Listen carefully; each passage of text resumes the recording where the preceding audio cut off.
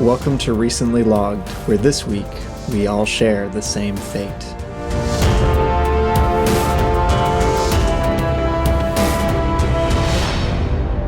I hope you guys know after we recorded that we were just sitting around going burr, burr, burr. The score of this video. We're probably not going to use the actual score because we don't do that. No, here. That's not strictly legal according to certain governments. Well, technically it's not strictly illegal. It's not illegal, but it's not really legal either. So. This little gray area that falls under critical fair use. The most divisive of the fair uses. Right. But yes, here we are. I'm Robbie. And I'm Micah. And this week we're talking about a movie, if you can even believe it. It's like it's a movie podcast. It's a movie podcast, and we're talking about a Mission Impossible movie. I feel like we've done that before. We've done that podcast. Like 7 times now. I'm trying to think, was Fallout 6? Yeah, Fallout's the sixth movie, yeah, and we did that twice. So yeah, seven Mission Impossible episodes, and this is our 8th. Mission Impossible Fallout, a movie so good we had to review it twice. It's so good, my goodness. But yeah, this week we're talking about the newest entry in the Mission Impossible series. Brand spanking new film. Still in theaters. We went and watched it in theaters. If you can, we like never do that. It's one of the only films we've gone out and like watched a second time in theaters. Yeah, exactly. Because like typically we kind of don't do theatrical stuff like while it's still in theaters on the podcast, just because we're not like going out to the theater multiple times to see it. Well, we just got A-list recently. Yeah, both of us got A-list AMC recently, A-list, yeah. So we can go more often. But even then, like our schedules are super busy. Yeah, and like before, it would cost a lot of money for us to go see it twice. We spend like $50 to go watch a movie twice. That would be like think about it. It would be like. For total, it would be almost $100. Well, yeah. I'm saying like 50, like for the 50 a person. The podcast expenses. Oh yeah. Right. So that is why we didn't do it in the past, but this is why we're doing it now. We have AMC A-list, and we went and saw Dead Reckoning twice. But it's part 1. Yeah. So technically, part 1. We saw like a grand total like entire Dead Reckoning, but it was just part 1 twice. Watched it in Dolby the first time. Yeah. And just normal digital the second time. Lame. Weak. But let's get into what they need to know about it, Remy. Let's do it.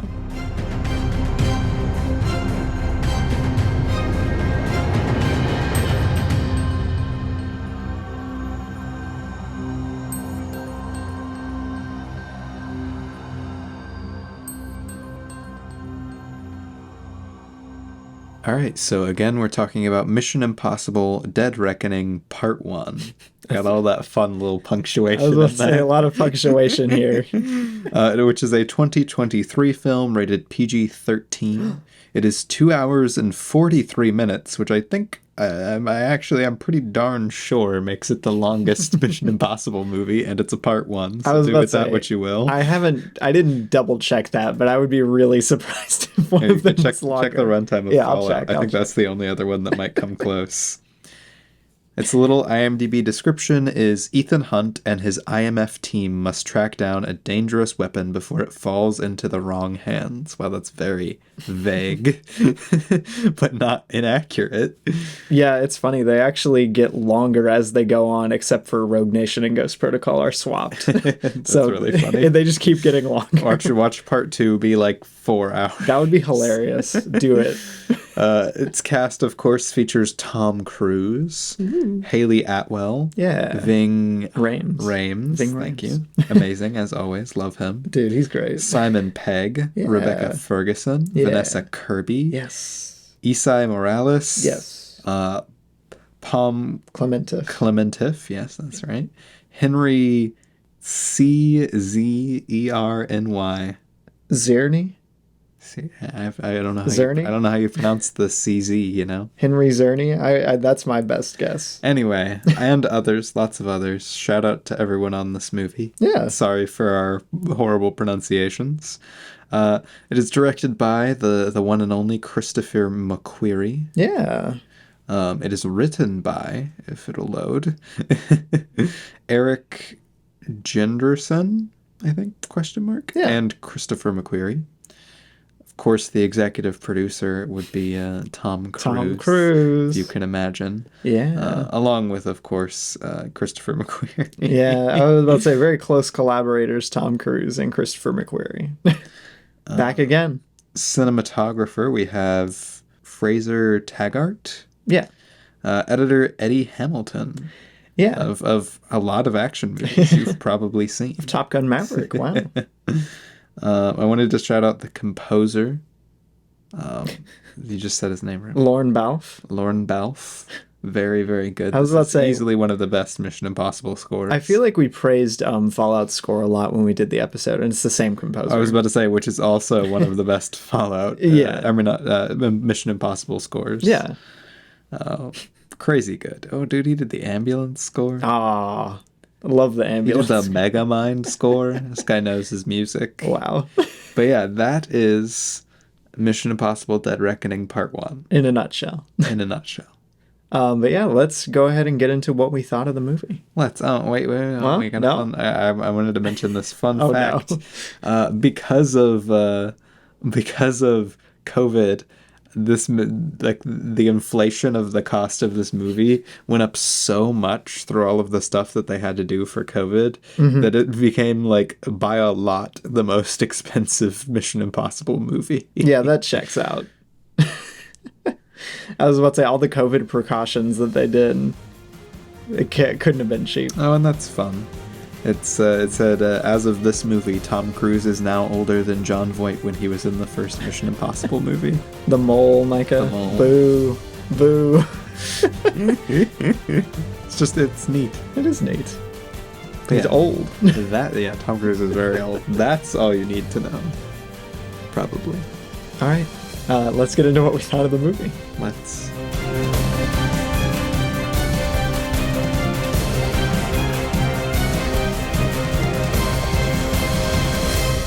So, Robbie. Yes. Oh, ye IMF agent, as IMF deemed agent. by the pens we got when we went and saw this. Yeah. Opening. Well, actually, this was the early access screening. We got the early access screening. We got our IMF pins. We didn't get any posters. Some people got posters and pens, and I'm mad about it. That poster would be on my wall. I mean, like, I would take the pen over the poster. I'm gonna call my lawyers. The AMC lawyers.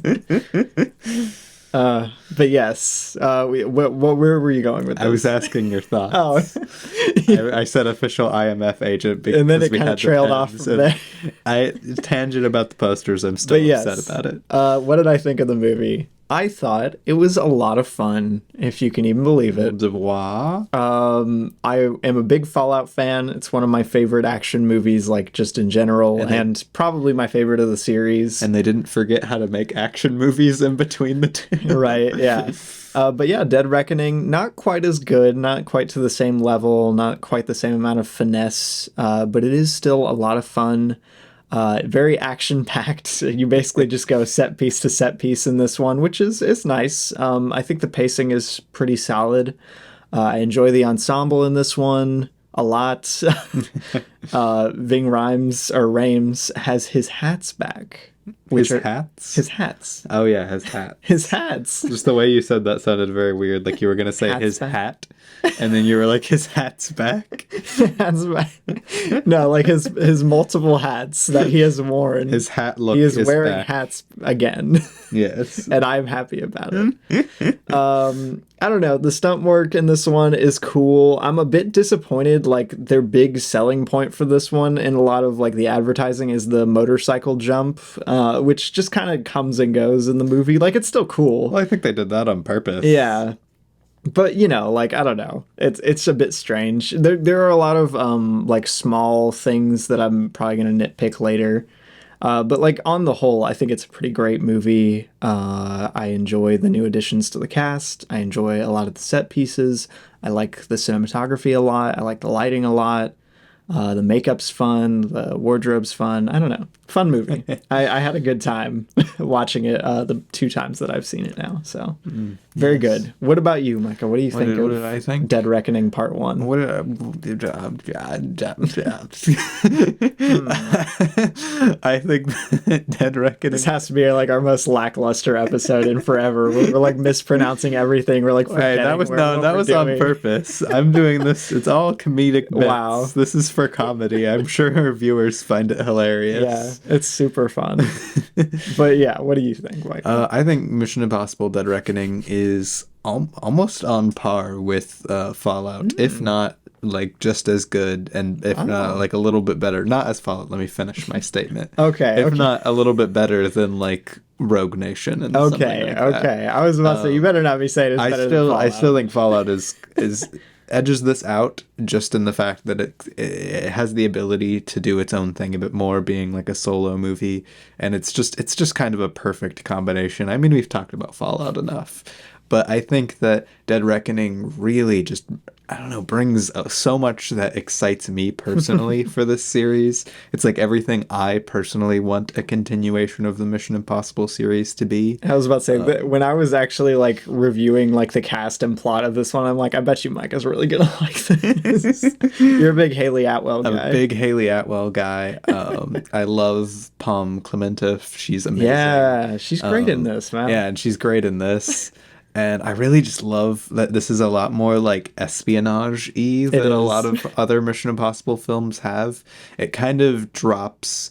Like, Fallout was a very, very action feeling movie. Yeah, there's a lot of running and chasing in that movie. Not as much like sabotage, disguise stuff. Like, the climax is like chasing down a guy in a helicopter with an LMG and then beating him up on a cliff. Like, it's so good. It's a very action movie, which is great. It's fantastic. But I was really happy to get back to a lot more like a very spy-ish antics.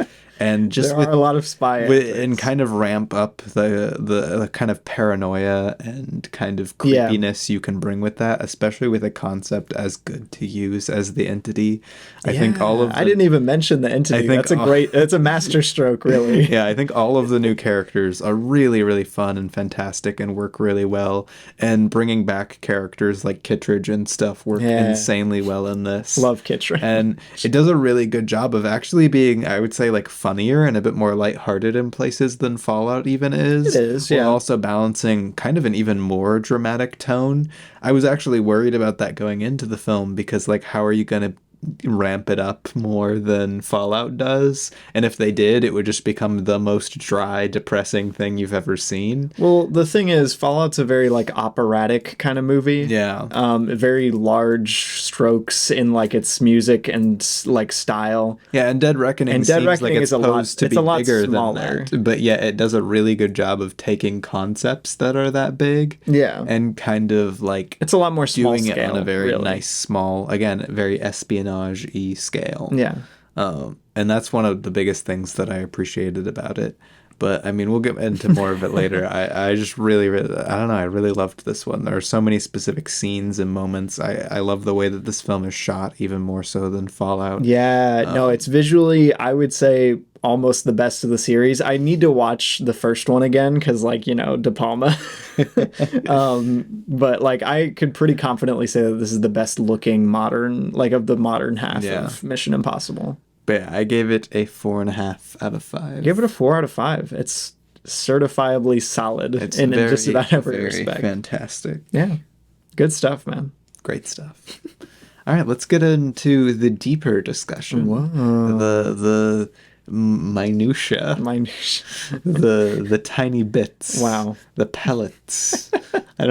I was actually going to ask you about this. What do you think of, like, in general, its visual, like, composure, I guess, like, because composition, you mean? Yeah, I like composition, but like also the editing, the way the framing goes down, the lighting, that sort of thing. Because I don't know, it like, to a degree, I think it looks better than Fallout, but I don't know if it's as effective as some of Fallout. See, I disagree with that because I would almost say that on a blank slate, I think Fallout looks better. I think Fallout, like you Really? could pause any frame of Fallout, and I think it looks gorgeous. It's a great looking movie. Fallout yeah. is an extremely colorful, extremely Very well well lit, lit, yeah. extremely well shot and framed movie. I think it's a gorgeous film. Yeah. But I think this movie like looks quote unquote better for what it's going for. I really think the editing and everything is super effective in cultivating a very strong sense of disorientation when it needs to,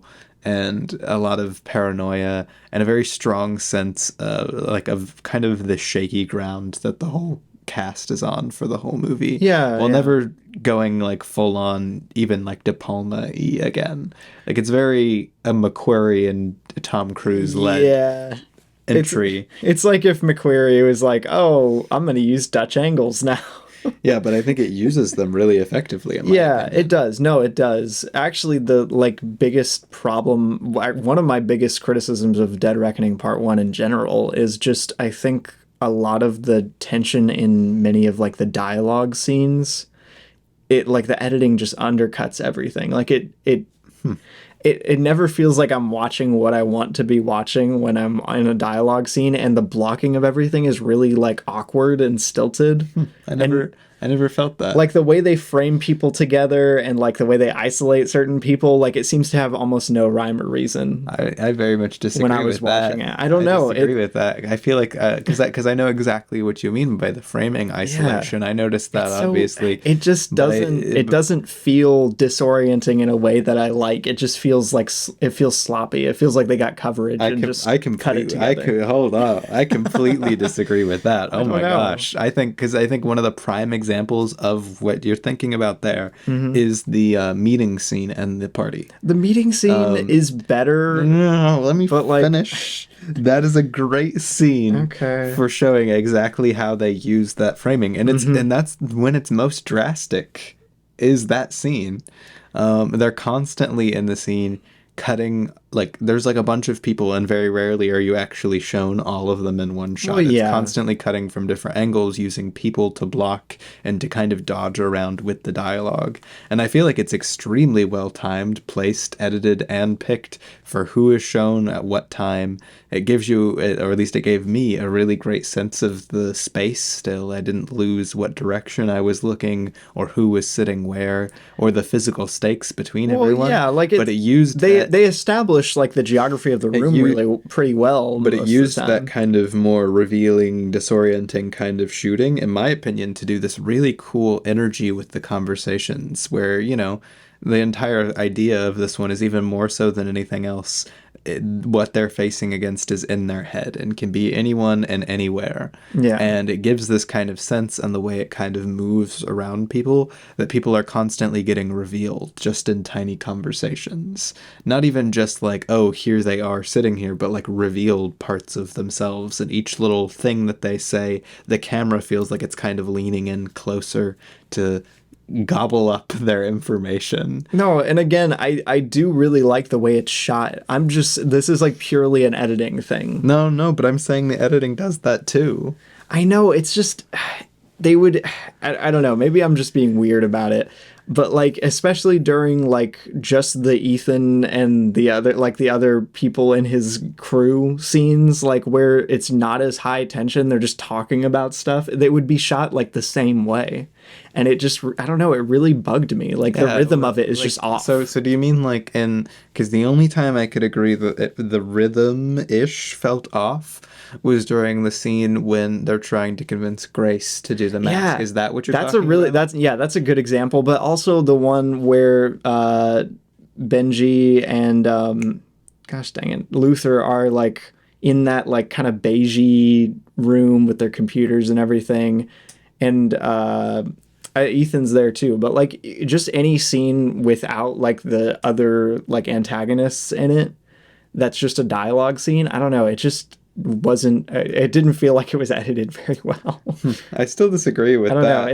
It just feels haphazard. I do not feel that at all. I would say that I could slightly agree with part of the sense that like some of the timing and everything feels a little bit cuts weird. Are just off. And specifically, the only scene I noticed that with was the Grace mask scene, but I still think it was really snappy. Like the stuff for when it goes straight in from what he's saying to like showing you the successful Yeah, no, mission. The way they actually structure it visually isn't necessarily bad. Like I thought, I like the intercutting of like the hypothetical stuff happening. Like that's really good, and it keeps it very engaging. It's just like the actual shot to shot cuts in this movie just kind of don't flow for me a lot of the time, which is a real shame. Even sometimes during the action scenes. I disagree. That was one of the things that like took me out of it the most on my second watch. I was like, hey, the rhythm's just kind of off for a lot of this stuff. I very much disagree with that. I never felt that at all, even on a rewatch. I don't know. Maybe, yeah, like I said, maybe it's just me, but that's that's my opinion. Like, someone would say something and then it would like just stay on them a little too long before cutting to another person, and it like did you not get any of the drama the cuts are supposed to build? Like, people would say something and it would hang on them for a reason. That's another thing. Like, I think a lot of the like small talk dialogue is a bit more cringe inducing than Fallout was a lot of the time. I think this movie, rightfully so, does not take itself as seriously as Fallout. I was about to say, this one's a bit more like, I don't know. That's a good thing, Ravi. It's just, I don't know. Like, basically a lot of my actual issues when I'm watching it are just like someone saying something and then like the cut is weird, and like I was just like, you know, like it's not bad, but like I just disagree. I feel like I want to be there more. No, you know? No, I don't know, because I felt very engrossed in what the film was going for, and I felt I really liked that they embraced some more goofy aspects of it, including in the dialogue, and they took it, and although there's a little bit more like quote unquote stilted dialogue, I think it works extremely well for what they're going for, and goes with a kind of like the more goofy and like avant-garde, but yet not as intense as Fallout. It's not trying to take itself as seriously. If you did this story like you did Fallout, I don't think it would work. I think it would be way too much. No, and again, on like a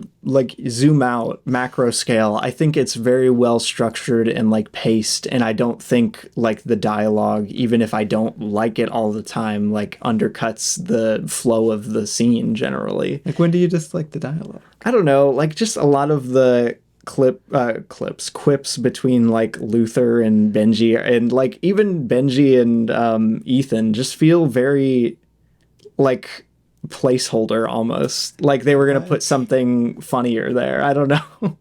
It just feels kind of generic. It's not that big of a detractor. It's just something that bugged me. Wow, he hates them. No, he hates good dialogue. No. He hates their performances. I did not get that at all. I was really happy to see. It doesn't gel as well. It does work. It does gel. It gels better than a lot of the. Again, it's coming off Fallout. Fallout, when they weren't allowed any levity at all. They're strapped in. I know, but even like something like Ghost Protocol has a lot of that. And I think it works a lot better because it just feels like it's written a lot more naturally. Different. It's different. It is different. I wouldn't say it's better, but it's different. Previous movies before Fallout were much more heist movies. Almost all of them were heist-style movies. And with that, you brought a very particular style of dialogue to how they worked. Yeah. These are different. This is post-Fallout. It changed the game. I know. And this is not like a traditional heist movie. It's got a very different style of writing to its dialogue. And I think it works really, really well with even like the quippiness and everything. I was really happy to see kind of Luther and Benji and Ethan back to their old like quippiness with each other, and I thought it worked like very well, like because it wasn't quite as like lighthearted, because they're not as as lighthearted of a situation as something like Ghost Protocol. They've come too far. They've done the Fallout. They can't come back from the Fallout. Yeah, like I said, I get it, and again, like it's not like that big of a problem. Like I wouldn't be like, this ruins the movie. It rips me out of the movie. But so like what you're sounding that's like, the really. only time during Dead Reckoning where I'm like, like I'm just not there. Anytime they're talking or any dialogue scene that's edited, that's what you've said?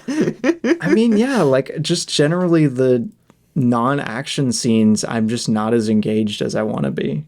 And it's really a shame, because I love most of the like dialogue, like conference scenes in like Rogue Nation and Fallout, and I just don't think they're quite up to snuff here. Like, just generally, I strongly disagree. I really do. I mean, this movie is not as heavily focused on dialogue as any other Mission Impossible movie. This is very clearly the Temple of Doom of like Mission Impossible movies. It's mostly action set pieces. Yeah, and again, the set pieces are really fun and memorable. And it's scrambling. It's a bunch of different people scrambling almost to a comedic amount after one MacGuffin the entire film. Yes. And they do an amazing, like outstanding job tying around actual emotions and plot and arcs into that concept that is not fully resolved by the end of the film. Like they had to take that plot, the simple plot of everybody wants this one thing, and then somebody gets it, but they don't really get fully by the end of the film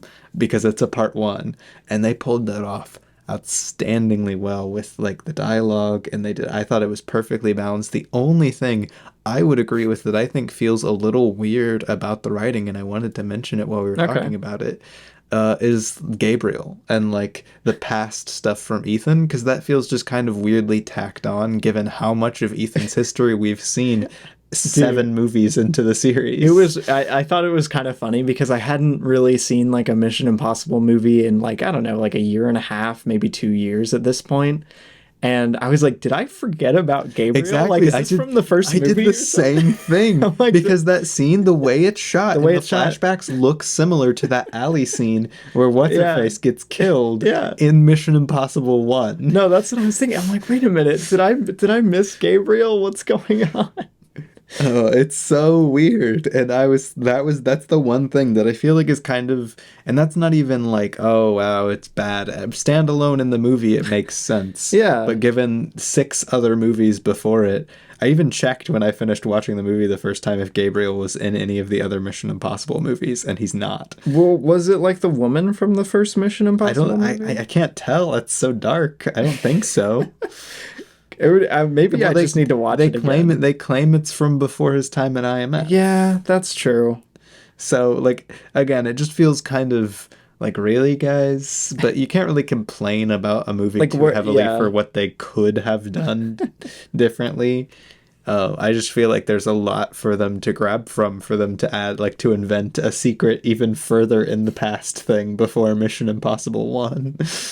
Yeah, and especially, I don't know, after like having Lark for 2 movies and him being such an imposing presence, and like he's got his own like backstory and reason for being in like the series and everything, and then Gabriel comes in and is just like this guy who wants to kill everybody from Ethan's past, and that's like his whole thing. Yeah, he's like, again, it's because they're embracing a lot more of the goofy stuff that it even works, but they're like, oh, he doesn't just to kill, he enjoys killing. No, I really like Gabriel. No, Gabriel's personally a really fun He's character. Really fun, and his presence here is like, I love it. I love the performance of him. Oh, he's always so smug. And you're like, oh, look at this evil guy. It's great. Yeah. He's going to stab me with his 2 switchblades. No, he's so much fun. No, he's got great screen presence. It's just kind of a weird decision, in my opinion, given the rest of the Mission Impossible movies, just to like throw him on there without seemingly much thought to previous movies. I mean, like, you know, what are you gonna do? Exactly. I guess it's not really something you can complain about for the movie itself. I just thought it was like weird more than anything. It's just, I don't know. Yeah. No, I get that. But speaking of which, that kind of transitions me into something else I wanted to talk about with this. On the subject of kind of going down the trail of Gabriel leads straight to the Entity. The Entity. And I wanted to talk about what you thought of the Entity and its inclusion and use and ideas to kind of carry us forward in the Mission Impossible series, upping our stakes from Fallout. Well, I really like that, like, because after Fallout, you have, like, geopolitical terrorists, John Lark. Mass murder. Yeah, exactly. It's like, how are you going to one-up that? Like, how could the stakes get any higher, really? Because, like, Fallout, they're going to, like, kill everyone, basically. Yeah, essentially, they are going to poison the main water source of the world. Yeah, and I think, I don't know, I think it's really, like, a brilliant move to make the big villain of like this giant two-parter thing that Mission Impossible's doing. Like, I think it's really smart to make it AI, basically, like an evil AI that's like misinformation and like, you know, it can pay off anyone and it can distort anything. I think that's really like a really fun idea, and it's just about the only thing that Ethan hasn't faced up against at this point. Right. He's faced like everything. Like, but what about like a computer, Ethan? Exactly. Like, we have like the mole from the first movie of like corrupt IMF leaders, corrupt government leaders, and other agencies, random terrorists. Yeah. People threatening his family directly. Exactly. Yeah. Like in 3. Friends, people. And this is like the only thing you could possibly do to raise the stakes, and I think it's a really brilliant stroke because like AI skepticism is a pretty real thing in culture. I was about to say it's got good teeth culturally right now. Given it feels very timely, even like the strikes and stuff going on, and the stuff about them wanting to use AI to like essentially steal actors' images and everything, and it's just I think it's really timely. Smart, and it's imposing too. I was about to say, is kind of hard to do for like a faceless computer that's just, you know, anywhere. Yeah, they do a really good job of taking that kind of idea and framing it in a bit more of a grandiose, albeit silly. Again, this movie is a little bit sillier. To kind of frame it as like essentially something to be viewed as like a god, like it's Gabriel's god. Exactly. Because it's really funny. Like, what's the next thing for Ethan to fight? He's gonna fight God. Exactly. No, one of the people I follow on Letterboxd is like, the only way Mission Impossible, like the series, can end is with Ethan Hunt killing God himself. That's kind of like the tension that I was about to say. That's kind of what Dead Reckoning Part 1 is leading up to. Yeah. You know? He's facing off against like the digital god is like what's happening, and that's really cool and neat, and it does a really good job. Like, they do a really good job in the writing to blend it really well thematically with Ethan's kind of continuing character arc throughout the series. Yeah, I was about to say, like, the paranoia and loyalty themes that are very much present in all the other movies are like called upon pretty directly in Dead Reckoning Part 1, which I was happy about, you know? Yeah. It feels like a good thematic continuation. Yeah, I actually harped on it in my review quite a bit, how I think this movie really kind of cements everything that makes Ethan, in my opinion, like the perfect action hero. He really is. Like, if you can't get much better than Ethan Hunt if you're going modern action hero. Yeah, like this, and I compared him in my review rather long-windedly to Spike Spiegel from Cowboy Bebop, because I think, especially by this point in the series, he occupies a lot of similar headspace to Spike in what makes him actually interesting to watch. Yeah. And what makes Ethan so engaging to watch, essentially do the same things over and over again in each movie. They literally say it like multiple times. They're like, he always goes rogue. That's like what he does. Yeah, this movie, more so than any other Mission Impossible movie, is one which again makes the Gabriel thing we were talking about earlier even weirder, is one movie that really examines a lot of the past series.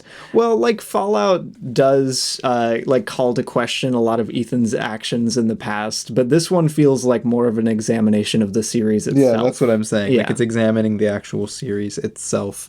I mean, again, I mentioned this, like, they have a fake out like nuclear bomb in the first like 40 minutes of the film to kind of, in my opinion, to kind of be like, haha, the stakes of Fallout. Yeah, we remember those are nothing. Yeah. And like there's a lot of specific things that thematically poke at the other movies. Yeah, no, I think it's really fun and really enjoyable to watch.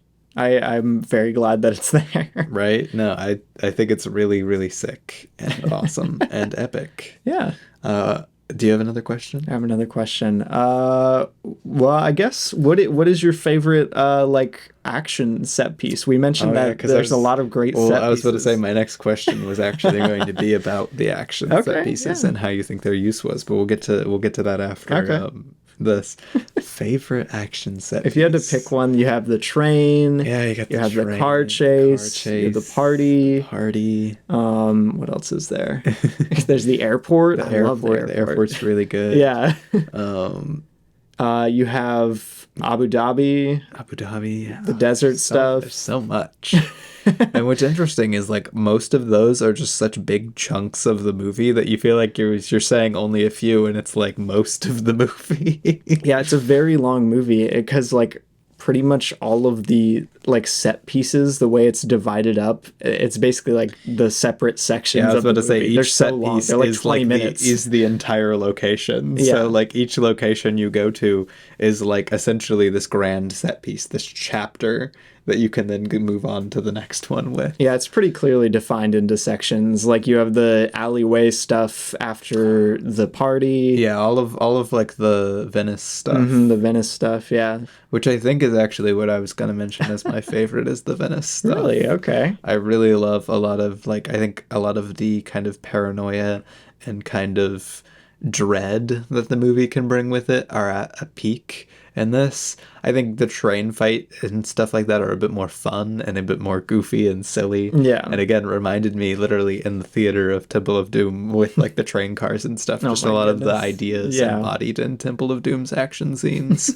But I think the stuff in Venice kind of is the most memorable to me, is the most standout, especially that alley fight. The alleyway fight. I didn't, I didn't really find it that engaging on my first watch, but I was like, yeah, I was a lot more on board with it the second time. I thought it was like the standout action scene on my it's first watch. It's a really fun like scene visually too. I was about to say, along with that, I really love a lot of like the drama and like kind of grandioseness that the party brings. I think it's a great setting to use. I love the party. You might say this party is the entity or something like that. No, that it was what is it?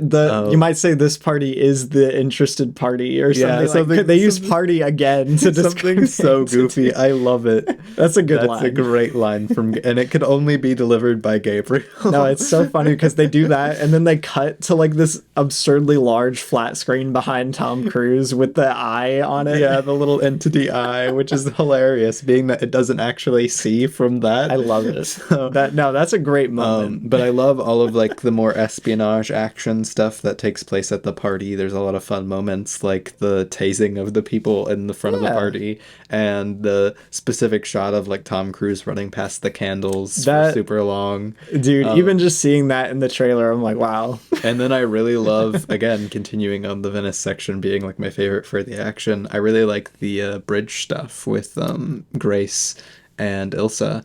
I think that that action scene with Ilsa and Ilsa's death are like super fun. They're good. I wish they were a bit more intimate than they are. You get a lot of like wides and everything for a lot of the fight. Ravi, you're missing it. You're missing it. It's the film is handing you the keys to the kingdom, the keys to the secret Russian AI submarine, and you're saying, no, I don't see it.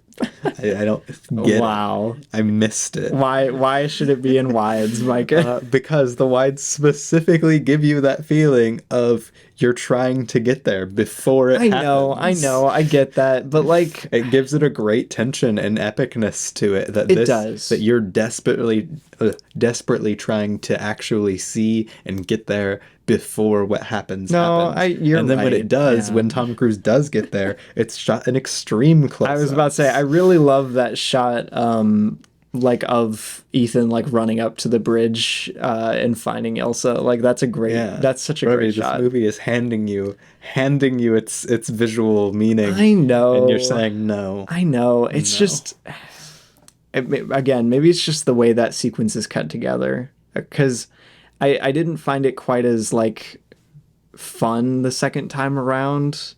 I don't know. It just felt like a lot of the tension kind of deflated after the first little bit. I think maybe your tension deflated after the first viewing, perhaps. I don't know. Perhaps you were turned off by the digital screening. You were just like, oh, it's not Dolby anymore, so now I'm going to hate it.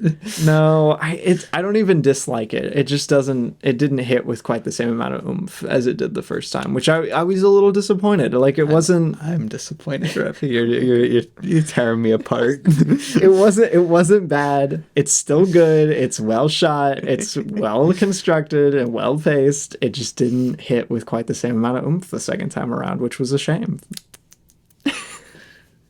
tearing me apart. What's your favorite action set piece or section? I should have had an answer for this before I asked it. I just went on so long-windedly. I know, I have one now. I didn't have one when I asked it. I have one now. I think the airport is probably my favorite sequence. That's so good. I love the airport. I was about to say, you get a lot of really fun, like, Gabriel stuff. You get the bomb defusing. You get Ethan, faking out the agents multiple times. Right. That's great. I love the little moment when, like, Ethan... It trips me up because I'm not even sure what happened. Like, when Ethan sees Gabriel for a second and then he fades out and then he, like, takes off the glasses and he's gone. That is, like, one of the most memorable moments of the whole movie to me. It's so awesome. Yeah, man. But, like, you get a lot of, like, the coolest, like, wides and everything in that. Even though the lighting is a bit more flat than some of like the night sequences, I find it really fun and engaging, and I love Haley Atwell's stuff in that sequence. You've got our 2 CIA agents who are very fun. They're a really fun addition to this movie. They got a lot. They have like a fun little mini arc going on in the background. They're just kind of like they're fun. They add a little bit of tension, not much. That's exactly Micah. We're playing it right into Christopher McQuarrie's hand because I guarantee like he put those 2 in there just for that reason. Yeah, that's sure. Exactly how they're written. It's a deliberate choice to be like that, but I think they genuinely, again, but it works. Yeah, the levity of the movie. This is the kind of movie that constantly needs to balance its kind of scale and weight. Almost, it's almost absurd scale and weight against actual like comedy and human moments and just fun details like that. And again, like I think the more quippy stuff from them is hilarious. I think it works really well. It's just, I don't know, something about like the way it goes down like very nonchalantly with the IMF crew. It just doesn't work it doesn't work in the same way for me. And I don't know why. I'm not a smart enough screenwriter to know why. Perhaps that's not a screenwriting issue, Revy. Perhaps it's a you issue. Maybe. But yes, the airport sequence, I love it. There's a lot of I love the like shot of Ethan running along the top of the airport. Yeah, that's good. Like he's got to be around here somewhere. And then he goes, dude, if I were to like just sit down and like watch a section of the movie, I would probably choose the airport section. I think that's like the easiest accessible section, but I still think I would definitely, if I could just choose I think the flow of that one's the best. I would do the Venice section for sure. Yeah, the Venice one is fun, but again, like the dialogue scene doesn't fully work for me. Boo. So like it's still good. It's still good. I need to keep saying it's still a good scene. Boo. And I like the scene, but it's just not quite. It doesn't have the same like flow to it. Which I feel sad though, because we just shouted out both of those. I think a real highlight of the movie still, even though those are the 2 that we shouted out, is the train sequence. I love the train sequence. The train, like the whole train and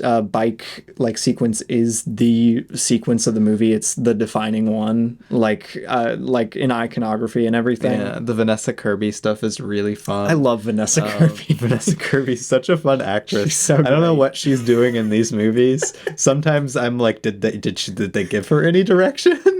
But she's always doing something. She's so funny. She's like one of the funniest parts of this movie. And like she's funny great too, in Fallout because too. Fallout's the same way. But it's funny because I think a lot of her comedy isn't even just in like her lines, but it's just in her facial expressions. She gives like the craziest facial expressions. She's so great, man. But yeah, no, Vanessa Kirby, great stuff. But yeah, the train set piece. I think it's really, really fun. I think it hits, like hones in on a lot of what makes the movie work throughout the rest of it, like specifically thinking of like the train car action sequence and how unrelenting it is, but yet silly. Yeah, I was about to say, I didn't love the train car stuff like the first time around, but the second time I was like more ready for it, I think, and I was like, yeah, this is pretty awesome. Perhaps you hate fun, Revy. Maybe I do. That's what I'm No, hearing. I'm saying on the second time I was like, yeah, like we need more of this. But it was great both times, Revy. I'm saying that I agree with you, Mike.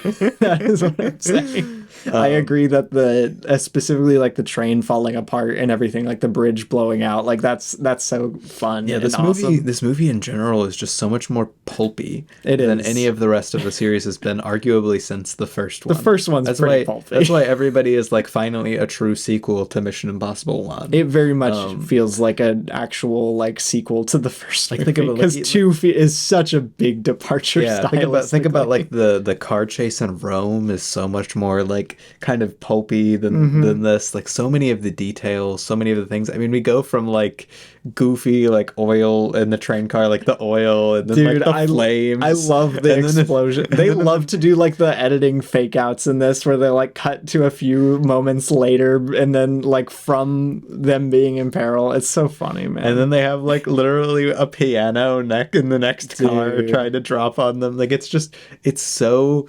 good in like a really kind of engaging and simple way, a way that you can kind of, I don't know. Again, it's pulpy. It's a lot more accessible, I think, than Fallout is. A couple of my friends were kind of pointing out how you could kind of see this as like a more silent film era influenced Mission Impossible movie than any of the other ones. Yeah, I would agree with that. You have a lot of people just like running around and like dodging things. I mean, things falling down. It's a lot less dialogue heavy than I think any other Mission Impossible movie, despite being like 3 hours almost. Yeah, I don't know. I guess so. I didn't even think to like check that, but I guess so. I don't know. But yeah, it's cool. I do like the train stuff. I think the like general structure, like the intercutting between the motorcycle and like Haley Atwell's stuff on the train is a little weird, like a little awkward, but not even bad, really. See, I disagree. I think it works really well. I don't know. I think they did a really good job of pacing it out to where you just get fully invested in the danger and like kind of the, oh man, Grace might just be on her own on this, and like she's making these decisions, and then she kind of and I really like that. She kind of neatly ties up her little character arc that she's got going, and then Tom Cruise comedically crashes through the side of the train. Yeah, and again, like zoom out, I really like that, and I like the way that they would choose to structure it. I'm just saying, while I'm watching it, it like something feels off. And I don't get that, Remy. I don't know where you're coming from on this. I don't know. I just want to love it like wholeheartedly, and there's something holding me back from loving it. Like, I don't think it's a perfect film. Again, I gave it a 4.5. I think it's got some of these issues are present. I do think it has some pacing issues at times. I think some of the editing can kind of make some things feel weird, like the Grace mask scene. That's just I don't know. That didn't fully work, but it's usually just like vague, tiny little things, not as present as what you've experienced with it. Again, macro level, I think it's a really brilliantly structured screenplay, and I think the way they balance all their set pieces and like locations is really smart. And like, obviously, it's the team that made Fallout. They know what they're doing.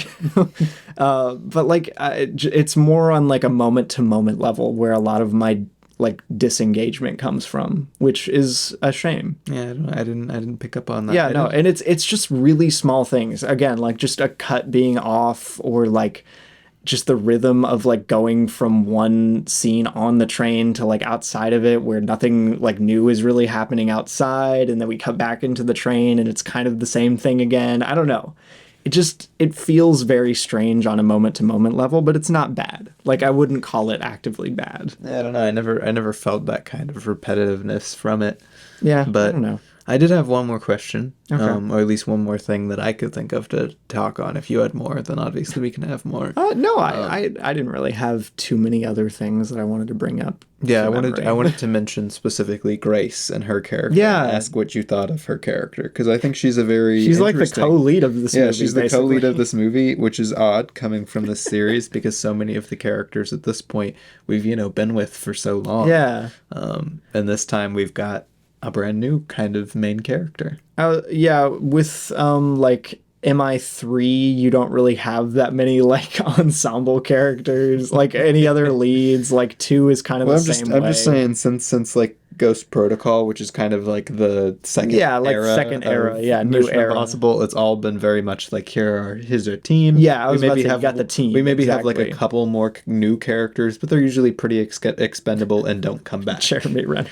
Like Jeremy Renner. what's her face? Yeah. That other guy. The other guy. That other girl. Exactly. But yeah, no, it's I think it's kind of cool and like refreshing to have basically a co-lead for this movie where Haley Atwell's character is like just as prevalent almost as Ethan. Yeah, and I think she's really necessary for this film to work because Absolutely, we needed desperately, in my opinion. Like, and it's kind of scratches the same itch, if you will, that the two CIA agents do as somebody kind of on the outside. Mm-hmm. And it works really well for the audience because you can kind of empathize with Haley Atwell and get kind of drawn in as she gets drawn in. Yeah. And you know, it makes the tension feel a lot more personal than, oh, here's Tom Cruise doing another mission with Luther and Benji, and oh no, the world's gonna end. Exactly. Like, there's a big giant robot in the sky. Oh no. you have this person to actually bring you in and make it feel like even more personal again. Yeah, no, again, I think grounding a lot of the emotional stakes in her character is a really good choice. It works. Like I said, one thing that I really hope they're not going to do, and they kind of address it as one of kind of the weird parts of the series, is I hope they don't try and make her a love interest for Ethan. That'd be a really bad call. Because I was about to say, they kind of address it in this movie that it's kind of weird how many love interests have come and gone in each movie, that Ethan's kind of like been like, oh, I'm going to protect you, and then kind of uses them, and then they don't come back. Yeah. And that's not inherently the fault of like actual Ethan the character. Right. That's usually the fault of just these movies were kind of one-off little things at the beginning of the series. Right, yeah. But I think it's funny that they kind of reference that, and I hope they don't feel it necessary after not only Julia but Ilsa as well, who Ilsa was like a solid love interest character. So we had Julia, she was around for a while. Ilsa, so we don't need Grace to be a love interest character now. Just don't do it to me, Tom.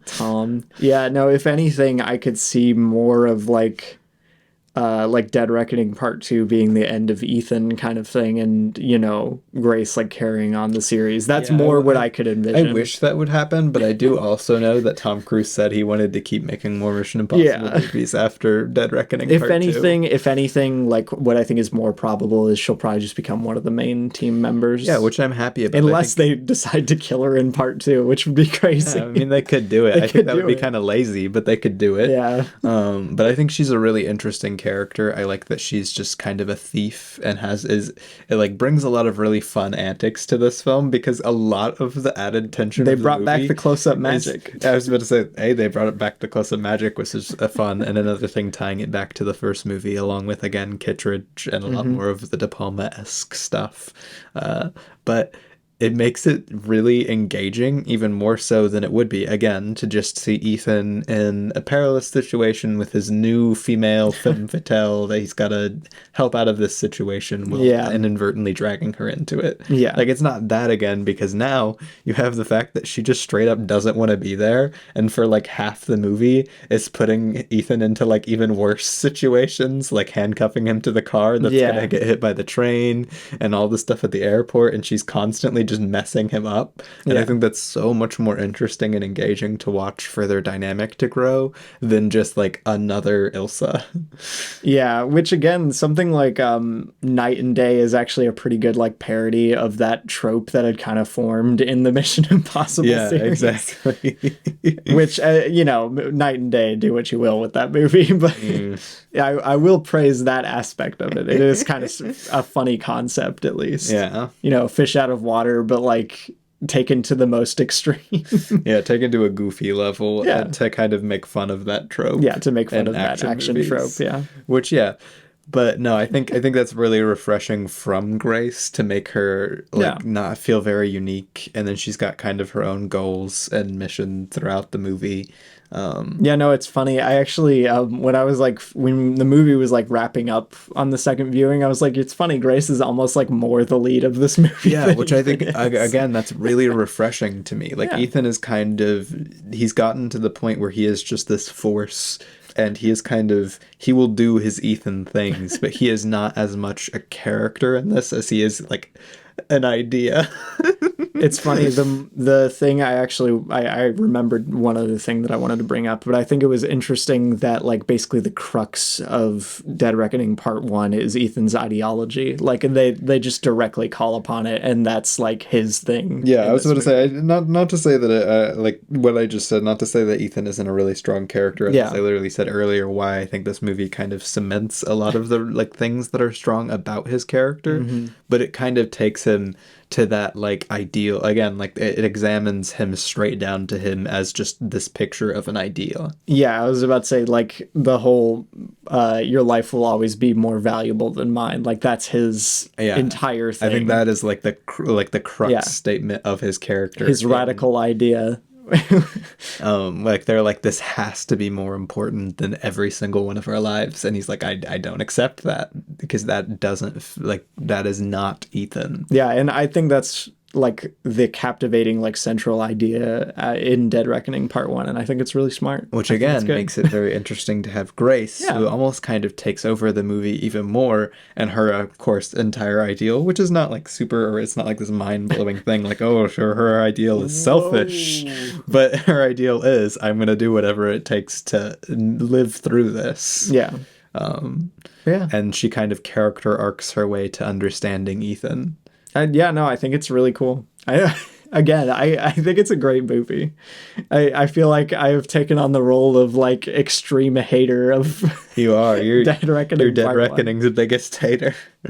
No, I really enjoy the movie. It's just like I'm just really kind of bummed out about it, really, more than anything, that I don't fully love it like I do Fallout. You've been having some weird movie takes recently. It's just you've been in a movie funk, I think. Speaking of weird movie takes, Mike, do you want to get into what we watched? Yeah, but let's again. That was Dead Reckoning. I gave it a 4.5 out of 5. You gave it a 4 out of 5? Cannot recommend enough, especially if you like all the other Mission Impossible movies. Go give it a try. It's one of the best action movies to come out this year, I assume. I'm not keeping tabs on action movies, but better than John Wick Chapter 4. Yeah, if I throw out my hot takes. Wow, I do think it's better than Chapter 4 is the worst one. No, throwing out the hot takes. It's not. It's better than 1.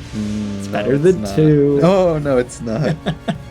It's definitely not better than 3. Don't even get close. It's not better than 3. 4, Revy, is easily the worst one. Wow. And we'll talk about that on a future episode. Wow. But yeah, let's get into what we watched.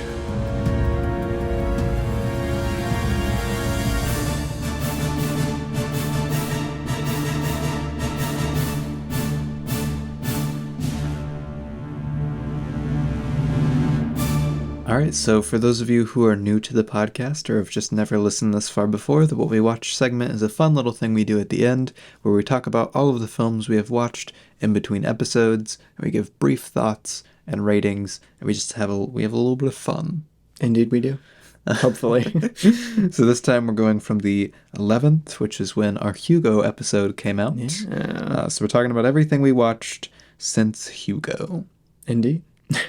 And where does that leave us starting, Robbie? Well, we started by, if you listen to the Hugo episode, you know that we recorded it right before we left to go to the theater for Dead Reckoning Part 1. It's true. Round 1. Okay, great. It's time to talk about Dead Reckoning Part 1. Okay, so I gave it a 4.5 out of 5. Here are some things I think about now. Also on the 11th, I watched Black Mirror Metalhead. Which is one that I had actually heard kind of negative things about episode-wise. And man, I haven't watched a Black Mirror episode in a while. I got through most of the ones that I was looking forward to. But yeah, Metalhead, I thought it was pretty fun. I thought it was like a neat little sci-fi slasher type film. It was a lot more traditionally, like, I don't know, sci-fi slasher-y than I thought, which I always enjoy that from a Black Mirror episode when it's a little bit outside of just the particular, like, ooh, psychological thriller with technology where something blah happens. Yeah. When they get have a bit more fun and do a kind of genre film, I think is always fun. I don't think it's perfect, and I think really what does that is again, it could have used a couple more drafts and a bit longer and a bit more like characters. And then also the low budget kind of shines through here. Which, you know, it's just What are you gonna happens with a Black Mirror episode. They're not movie budget, even though they're trying to look like movies, and it kind of shows sometimes. On this one, it does, but I still thought it was a very fun episode. I give it a 3.5 out of 5. Very cool. On the 12th, I watched Masterminds, which is a Jared Hess movie for those familiar with his work.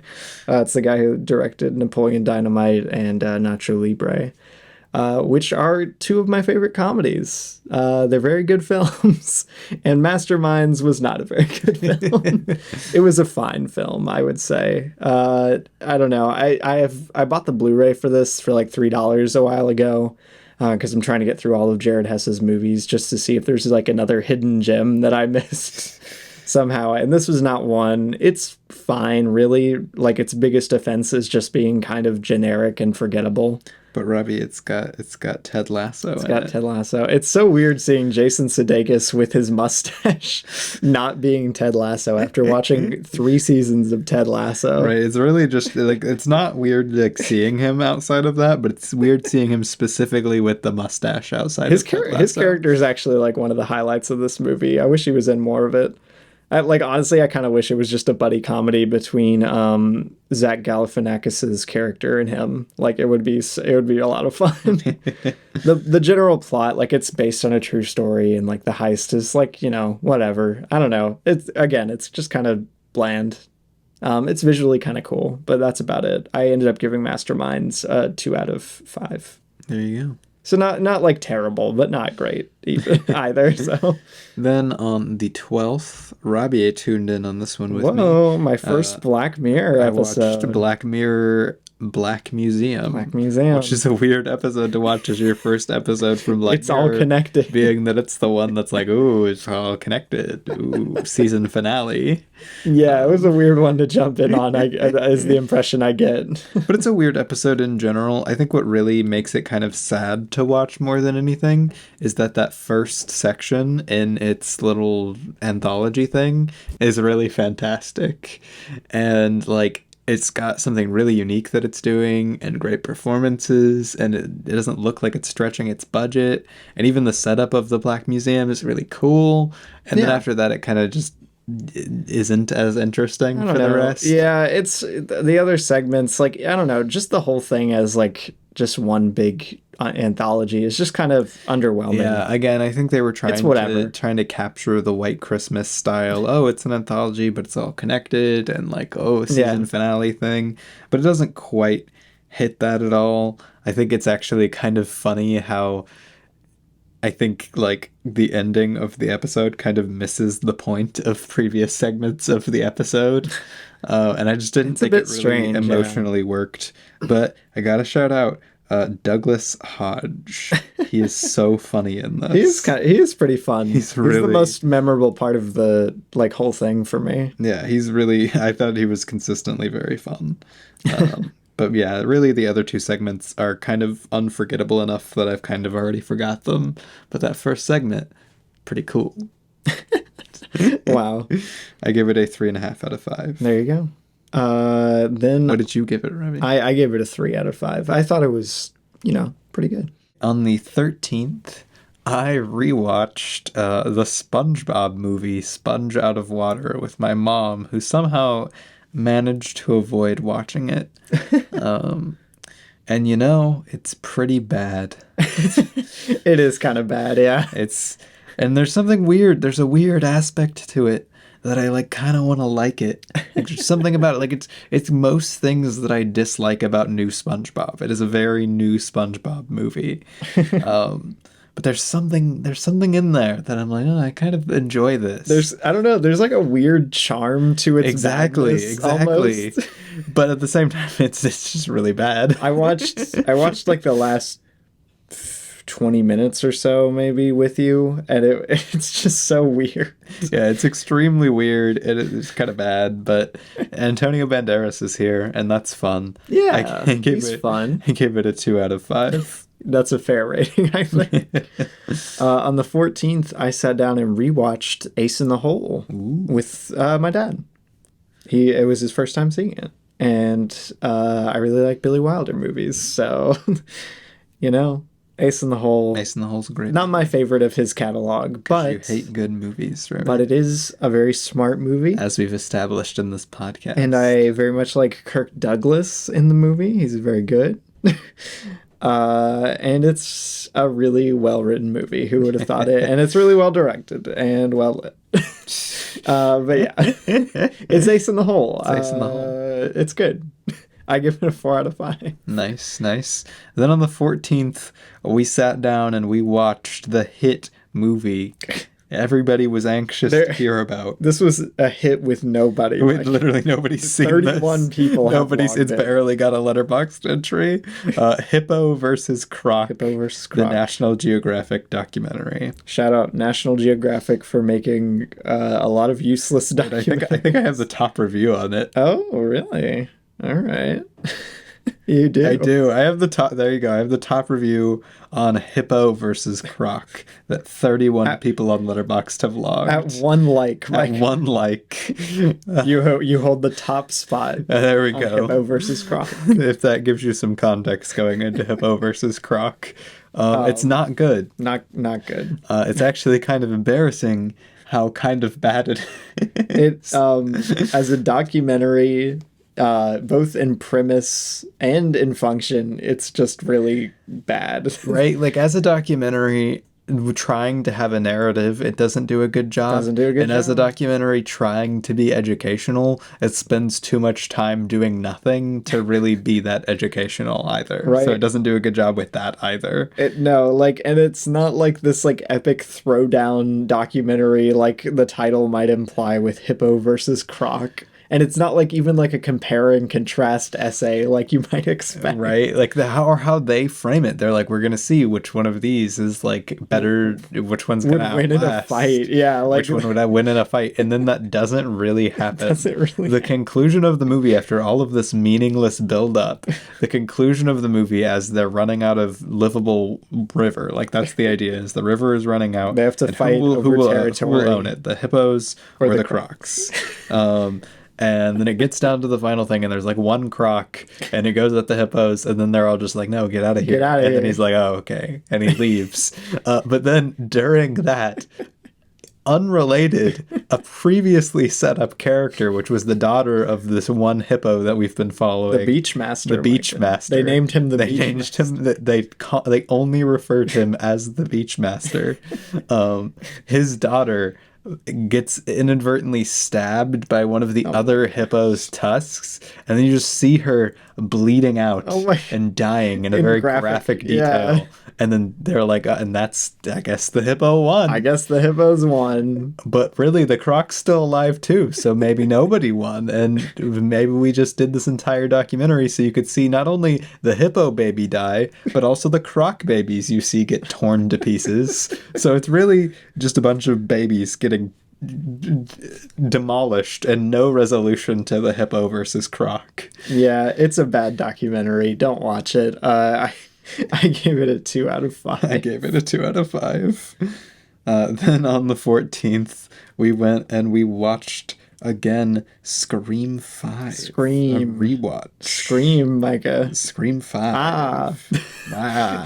It makes me scream. It makes me scream. It's scary. Which rewatching Scream 5 was fun. Yeah. I really enjoyed it. I think I enjoyed it a bit more on a rewatch than I did on a first watch. I don't know. It soured a little bit for me this time around. Like it's cool and fun. The ensemble's really great. It seems like everything's been souring a bit for you, Rebby. It seems like your tastes may be soured, perhaps. Wow. No, the ensemble's still really fun. I still like a lot of its elements. It's a good time overall. It just doesn't really have that much to say, and it just comes off as kind of, I don't know, just kind of blah. I don't know. I think it's really fun. I think the ensemble works extremely well. Yeah. I think the killings are fun, and it's the killings are great. It's easily one of the weakest films from the Scream series, next to only Scream 3. I would easily mark it as the worst. But you would like Scream 3 too unnecessarily much. Scream 3 is worse. But I would say that this is just a really fun little entry. Yeah. It's not doing too much, but I don't think it's doing too little either. Yeah, no, that's fair. I still think it's pretty good. I just want I want to like it more than I do. It's just at the end of the day kind of weird. I gave it a 3.5 out of 5. Give it a 3 out of 5. You know, pretty good.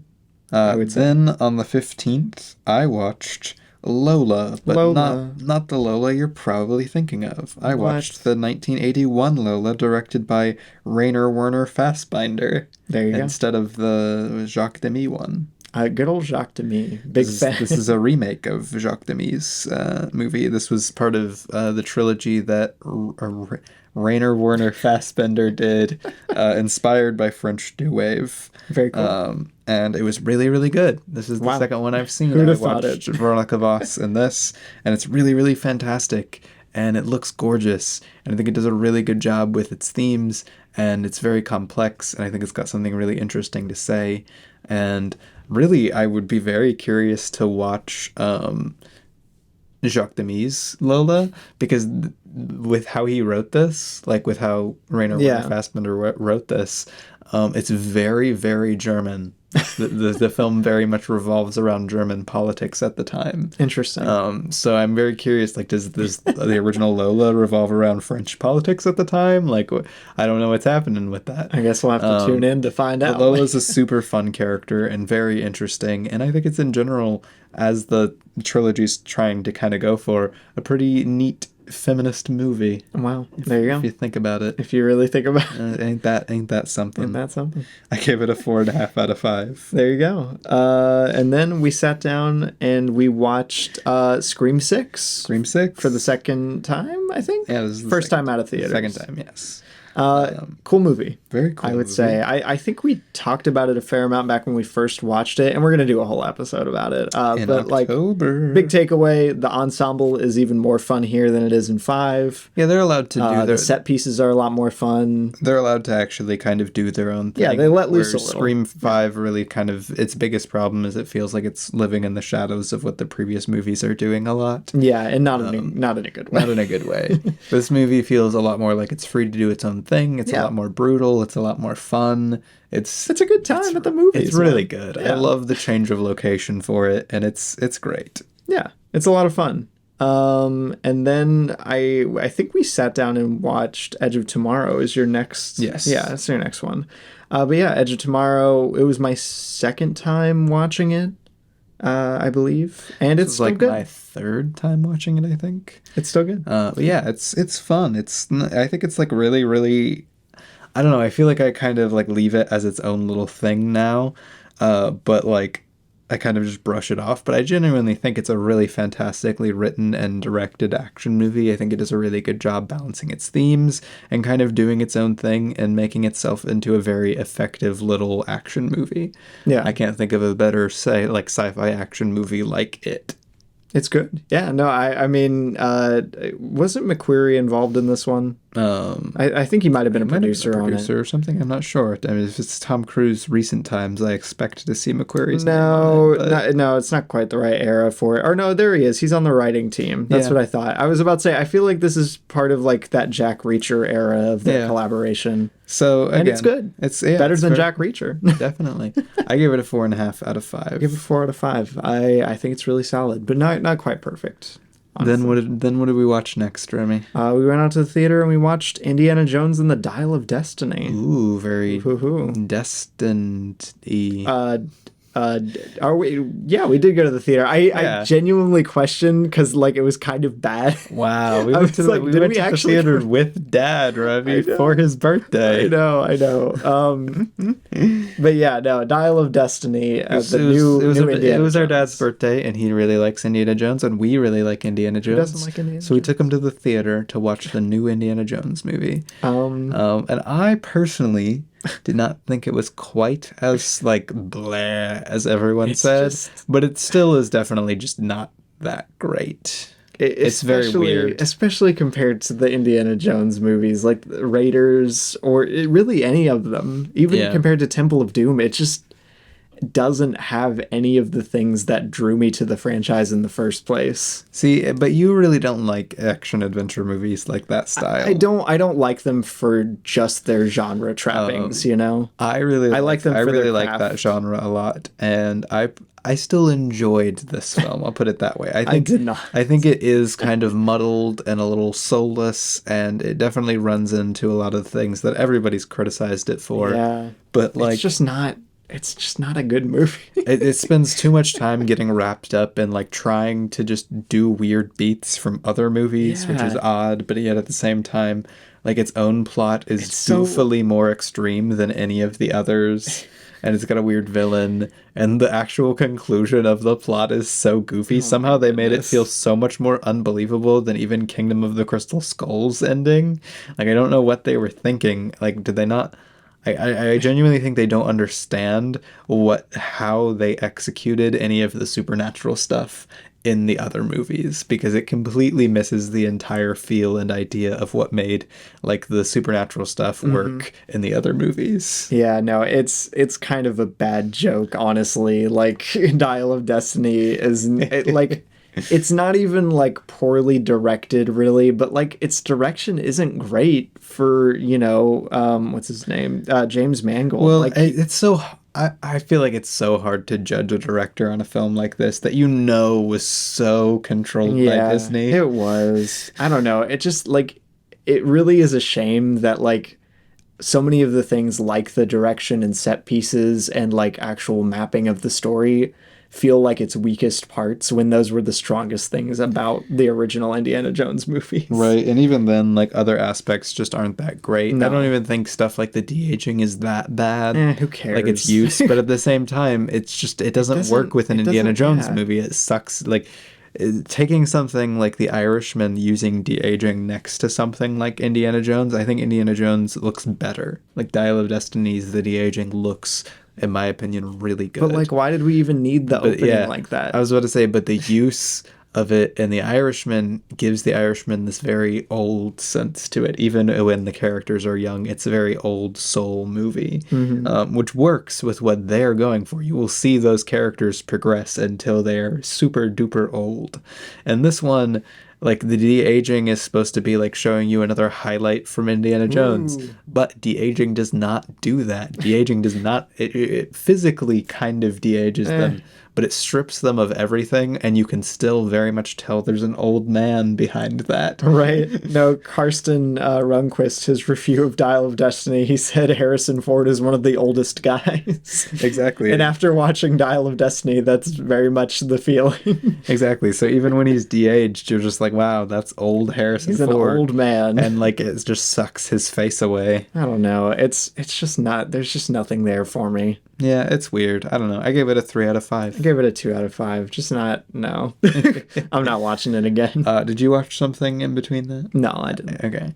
Then the next thing I watched was on the 18th, I watched Coonskin. Which got some explaining. I was about to say, got to put some context to that.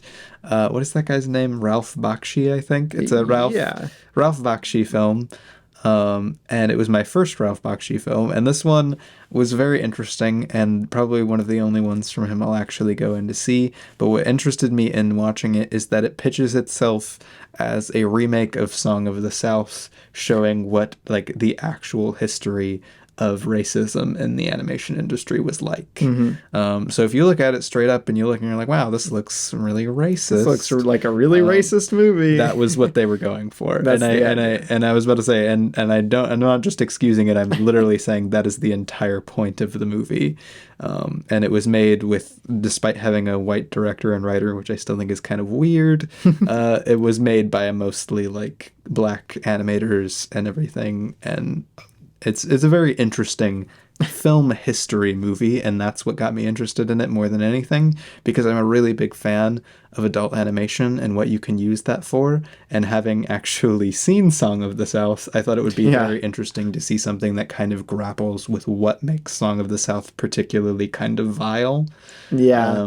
I was about to say Song of the South, like on the surface, is a pretty inoffensive movie, but the moment you look into it at all, it's like, ooh. Yeah, and That's weird. Kunskin tries to come in full terms with that. Yeah. Unfortunately, it's not as good as it can be. I think it gets caught up in a lot of Ralph Bakshi trappings. He gets way too caught up on all the wrong things, and the plot kind of devolves into weirdness by the end. But at the same time, when it's doing what it initially set out to do, I think it's really, really interesting. And I put it in my review. I think the discussion around the movie is ultimately more interesting than the movie itself.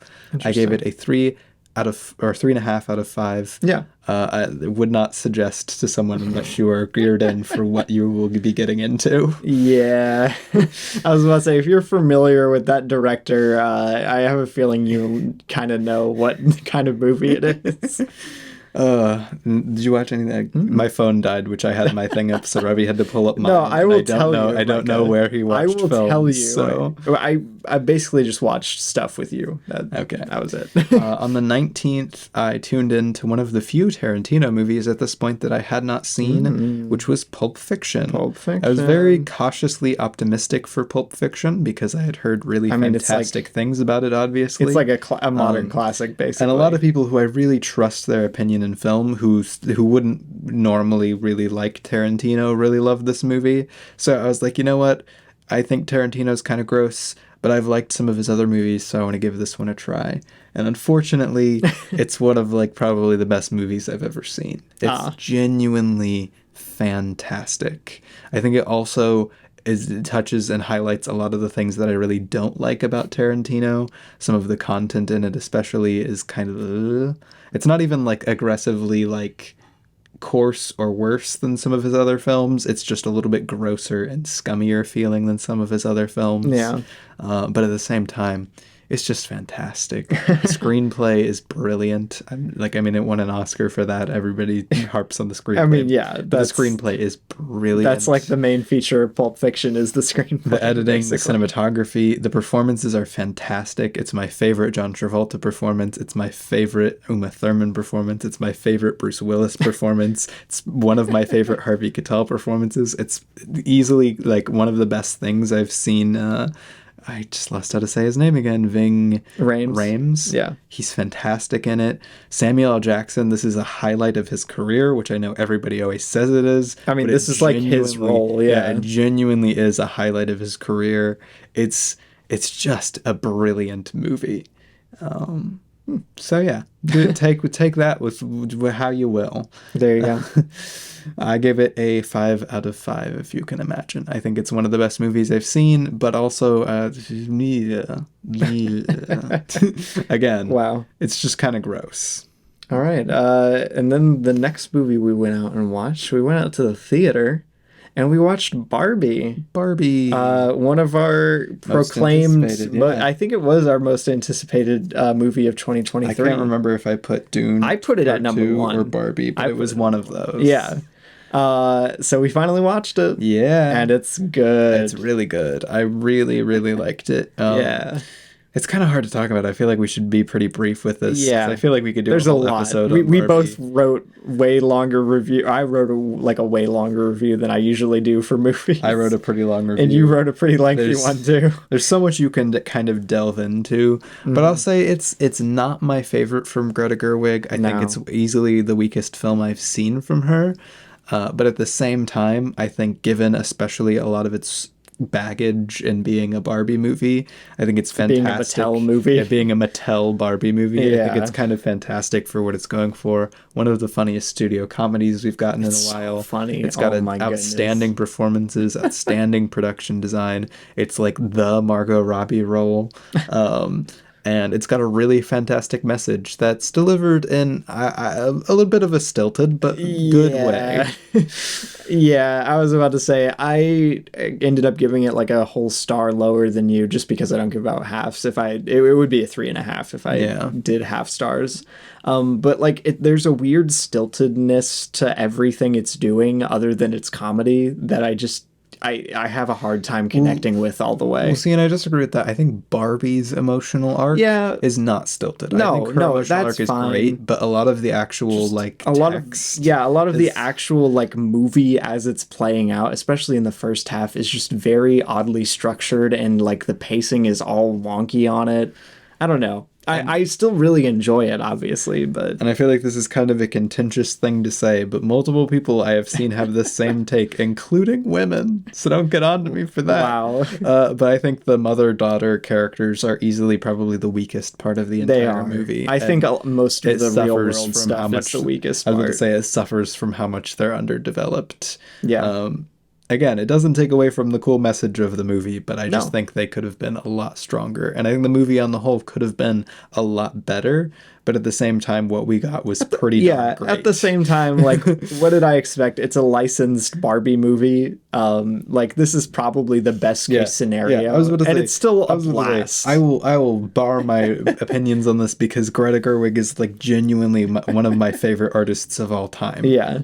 Little Women and Lady Bird means so much to me personally that what were you going to, like, it would take a miracle for Barbie to truly hit all of my expectations I had for it. I was about to say, we both, again, like, this is one of our most anticipated movies of the year. There's a reason I'm so, like, critical of it in a way. It's just because I want to love it so much. And, like, the fact that there are some shortcomings I think it has, like, just kind of bugs me. But I still think it'll be one of the most memorable comedies we've had in a while. Oh, it's yeah. Fantastic. No, this is like the movie of the summer. Definitely.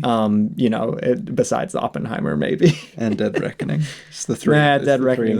It's in the background. Anyway, I gave it a 4 out of 5. I gave it definitely go check it out. I gave it a 3 out of 5, but I don't know. I spent like a whole day like wrestling what I wanted to give it. It could easily be a 4. Just easily. I don't know. I want to give it another round before I up it. All right, and then on the 21st, because I've been watching through all of Scorsese's movies to do a ranking video that I'm going to do of all of his narrative feature films, I watched Who's That Knocking at My Door, I think. Yes, Who's That Knocking at My Door? The very first feature film from Mr. Scorsese. With no question mark, though. That's a question title. and Thelma Schumacher and Harvey Keitel. It's like they're building a little team. It's like the dream team. And it's a fine little film. It's doing the Scorsese thing. It's very much like this is like Scorsese's groundwork, and it's Thelma Schumacher's groundwork, and it's Harvey Keitel's groundwork. But it's kind of a bit like harsher and more blah than a lot of other Scorsese you'll get, and at the same time it's a little bit more boring, a little bit more unfocused. It's just not as strong. It's still good, but essentially he does everything that he's doing in this film better in Raging Bull. So I would just be like, go watch Raging Bull instead. Yeah. I would not suggest watching this film unless you're interested in specifically Scorsese history, because you'll be better. He's doing what he's doing in this and so many other films so much better. I give it a 3 out of 5. There you go. It's practically just Raging Bull if you think about it. You got like a 4-film stretch here where I have nothing to say. then on the 22nd, I watched Paul Schrader's The Card Counter. The Lonely Man. The God's Lonely Man trilogy. Finished it up out of order. I feel like we praised Master Gardener a lot, and we've praised First Reformed a lot. First Reformed is one of my favorite movies. Master Gardener was really good. I love The Card Counter is also good. It's my least favorite of that little thematic trilogy. I think it's just saying the least and doing the least out of any of those movies, but at the same time, like, most of what carries it are its performances. Oscar Isaac is super fun. Tiffany Haddish is really fun in it. Ty Sheridan is really great. Willem Dafoe has got the little mustache. The idea of Tiffany Haddish being in a Paul Schrader movie is very funny to me, and I'm really excited to see this. Yeah, it's a very goofy little movie for being as serious as it is, but I think it does this thing, and I feel like it's on purpose, but it just still doesn't make for as engaging of a film as I wish. But it has this kind of everything is just brewing under the surface, hidden for most of the movie. And like, it's purposefully doing that plays directly into the themes of the movie and its ideas around poker and everything as a central theme, like, you know, the card counter. Yeah. But at the same time, like, it's just not like as interesting as it could be, in my opinion. still really, really great. I love what Paul Schrader does with these 3 movies thematically. I think watching them as a trilogy is very, very cool. I give it a 4 out of 5. Very nice. Then, on the 22nd, I watched Investigation of a Citizen Above Suspicion. Yes, indeed. It's a 70s Italian movie. Very, very interesting because it's essentially just American Psycho. It's literally American Psycho, but about the Italian government instead of Wall Street. Like, I kid you not, it is surprisingly similar to American Psycho. 70s Italian American Psycho. It's like, again, American Psycho via like Sergio Leone, essentially, as my only I was about to say Italian. Is that your only Italian filmmaker? No, we've got Argento too. Yeah. But like it's like there are just a lot of kind of the goofy elements of a Sergio Leone film, like the score especially. The score kind of rocked from what I saw. But the performances are really fantastic, and I think it's got something really interesting to say politically. But I feel like I couldn't fully engage with what the film was doing. Mainly, I think I'm gonna give the benefit of the doubt for mainly because my subtitles were 10 seconds behind at least, and there's not like I tried a bunch of different things and couldn't fix it, and that made it really hard to track who was talking and what exactly was happening, and it killed a lot of the tension of a very dialogue heavy thriller. Yeah. I'm really excited. I'm probably going to try and buy the Criterion of this after hearing like how similar it is. Yeah, but I think the ending is fantastic, and I think it's a very, very neat film at any rate. I give it a 4 out of 5. Very cool. Very cool. On the 22nd as well. I was going to say you watched a lot of movies on the 22nd, apparently. I watched Finding Nemo. Hey. Me and my girlfriend, we went to the city park and they had a movie night. And they put it up on a big screen and we watched it. I forgot how good Finding Nemo is. It's a very fun little movie. It's probably one of the funnier Pixar movies. It's so good. I love Willem Dafoe. Somebody described it as like wishing, and I 100% agree, like wishing Pixar would go back to being like 75% adventure, 25% emotional core instead of the other way around. Right, man. So like this is kind of best case scenario. Also, it was Willem Dafoe's birthday, all on the 22nd. Hey. So I got 2 Willem Dafoe movies in on the 22nd. Shout out to Willem Dafoe. But yeah, I also gave Finding Nemo a 4 out of 5. Wow, that's crazy, Micah. Then on the 23rd, I watched Cowboy Bebop the movie. Cowboy Bebop is one of my favorite shows, and the movie is just a big old long episode. I do agree with the one criticism, though, that like it's not even like a criticism of the movie itself, but that like there were several other episodes of the show that would have made better feature-length runtime things than the actual plot of this movie. But at the same time, I love getting like Bebop having the time to fully sit with a mystery.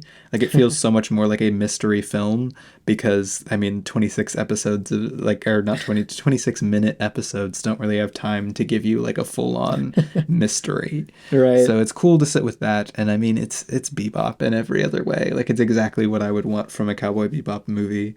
So what can I say? I gave it a 4.5 out of 5. Very cool. I watched a film on the 23rd without you called Lady of Burlesque. It's a little murder mystery. Scandalous, Robbie. It's a little murder mystery from the 40s. Whoa. It was approved by the Motion Picture Association. It's not that scandalous. I don't know. I came home and what did I see? I saw Burlesque. You also saw Barbara Stanwyck giving the performance of a lifetime. I was like, oh, good heavens. Heavens. Oh, heavens. They're in a burlesque theater. Oh, my. I've got to shield my eyes. Oh, my goodness. But yeah, Barbara Stanwyck and Barbara Stanwyck. So to say, you kept harping on Barbara Stanwyck, and then I saw your rating, and it's not that great. So dude, I was surprised. She alone in this movie could have been like the most garbage screenplay, which actually, you know, granted, it's a pretty decent like mystery screenplay as far as 40s movies I've seen in this vein. It's not like a noir or anything, but it's fun. It's good. It's got Barbara Stanwyck in it. It's got Barbara Stanwyck. And she's amazing. But yeah, no, I don't know. I'll watch it if interest you, I guess. If you like murder mysteries or burlesque, I guess. Oh no. Or Barbara Stanwyck. I gave it a 3 out of 5. Then on the 23rd, we also rewatched Mission Impossible: Dead Reckoning Part 1 in theaters. Then feels like only yesterday. Then on the 24th, I watched Alice Doesn't Live Here Anymore, another Scorsese film, one of the few I hadn't seen yet. A very, very unique film for him. It's got so much. I feel like I'm not fully equipped to actually analyze it for what it is. Like, I feel like I don't know. Jodie Foster. Yeah, Jodie Foster. I feel like I don't know the kind of film era that it's going for well enough to really understand all of its subtext, but it's really neat and really like unique for Scorsese especially, and I really loved the performances and the kind of like it's honestly one of like the saddest films from him, but at the same time it's one of like the most kind of upbeat and traditional, like, this is kind of a fun little drama film. Yeah, just like a kind of poppy drama from the 70s. Yeah, which is very, I don't know, it's like I said, it's doing a lot of interesting things that I felt like I couldn't fully grasp on a first watch or with my film knowledge, but it's still really good. I gave it a 4 out of 5. There you go. And also on the 24th, mere minutes before we started recording this, I watched Kundun, the Scorsese film, the last Scorsese film that I had not seen. The one basically lost to time for some reason. The one that Michael Eisner, I'm pretty sure it was Eisner, I was like, oh no, it's critical of communist China and the terrible war crimes they did to Tibet. We can't have that because all of our money's from China. And thus Kundun was disappear, relegated to the vault, so it were.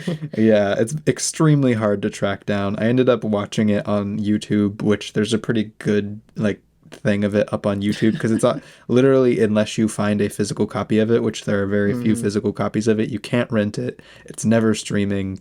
Like, I just kind of gave up, and I'm like, you know what, the money wasn't going to get to the people who made it anyway, so I watched it on YouTube. Wow, my God, that's basically piracy, but a lot safer. So, like I said, I think a Tibetan YouTube channel put it up from the looks of it, and like it's a really high quality thing. And yeah, it looked for over a year or so. I mean, it's like DVD quality, but like it looks good. But man, Kundun was a really interesting movie. I really love Scorsese's films that touch on faith, and I think paired with especially a lot of other of Scorsese's faith movies like Silence and Last Temptation of Christ, this pairs in a really interesting, like, thematic way. I love its kind of it's very aggressively focused on peace and kind of that idea. And even though it's portraying a time with a lot of horrifying things going on, it's very much a peaceful, simple film that kind of has this air of like background horror.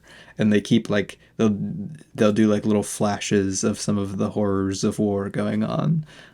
It's one of, I think it's one of, in my opinion, Thelma Schumacher's like best edited movies. That was really the highlight. I mean, the portion I saw of it was really great. The editing just does not relent in being fantastic. And also Roger Deakins shot it, which it's the only Scorsese film shot by Roger Deakins. He's like really the best. Fantastic. But it's really, really cool. I would super recommend it if you can track it down. And like, it really just makes me sad watching it. It's a massive production. It must have cost so much money and had so much work put into it. And it just makes me so sad that it's just gone, essentially. The few scenes I saw of it, I'm like, this is pretty staggering. Like, this is a big movie to just it's kind of not be around anymore. It's right up there with, like, The Last Emperor and that era of, like, just epic, huge, historical, like, biopic kind of thing. Yeah. But, you know, I thought it was very, very interesting. Had a lot of interesting things to say about faith and religion and war and politics and peace, which I always particularly enjoy. And I think the editing and performances and production design brought it together to be something that's really emotionally powerful, despite not being as grandiose as something like Last Temptation. Yeah, I mean, I'm excited to see it. Like, from the small portion I saw, I was kind of like hesitant on whether I would try and track down Kundun, but I think I am going to now. It looks pretty cool. I gave it a 5 out of 5. Wow, and I've now seen all 25 of Scorsese's feature narrative films. Until Killers of the Flower Moon. Until Killers of the Flower Moon. And I'll see that one in theaters. Dude, we got to watch the trailer for Killers of the Flower Moon. So good. It looks so good. We got to see that in Dolby too when we watched Dead Reckoning the first time. I love it. Exciting stuff. Wow, this is like one of our longer episodes now. I know. we took another week break. We keep doing that, just out of convenience. Like a bi-weekly podcast. Yeah, we're basically well, not bi-weekly. That would be what's like the reverse of that? Because bi-weekly would mean twice a week. Oh yeah. So like we do it like every other week. Bi-monthly, I don't know. I don't know. I guess. I don't know. But that is not our aim on Recently Logged. That is just what has happened. Busy. But yeah, Dead Reckoning Part 1, and then 2 weeks worth of movies in our diary. So but yeah, go check out some good movies. Go watch some good movies. With a lot of the movies I watched, please check their content before you watch them. Some iffy ones this time around. Right. But there are some genuinely really fantastic movies. Go watch Barbie in theaters. Go watch Dead Reckoning in theaters. We're hopefully going to go catch Oppenheimer in theaters. We've been trying to for the last several tomorrow. days. Maybe tomorrow. We'll see. We better book our tickets like now. Though. They've been selling out like nobody's business. But yeah. See you guys next time. Thanks for listening. Alien Covenant next time, right? Yeah. Yeah. Exciting. And the end of the giveaway, guys. Yeah. End of the giveaway. I was about to say, the giveaway's officially been closed for like almost a week now. But I mean, I think the form's still up. We'll announce the winner anyway. We'll announce the winner, yeah. But yeah, see you guys next time. Bye.